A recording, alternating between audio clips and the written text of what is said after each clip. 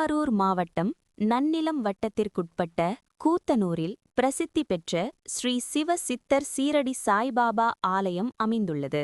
இங்கு வரும் பக்தர்களின் வேண்டுதல்களை கலியுகத்தின் கற்பக விருட்சமான சீரடி சாய் பகவான் தீர்த்து அருள்பாலிப்பதாக நம்பிக்கை. தினமும் இந்த ஆலயத்தில் வழிப்போக்கர் மற்றும் இவ்வூரை சுற்றியுள்ள பொதுமக்களுக்கு அன்னதானம் வழங்கப்பட்டு வருகிறது.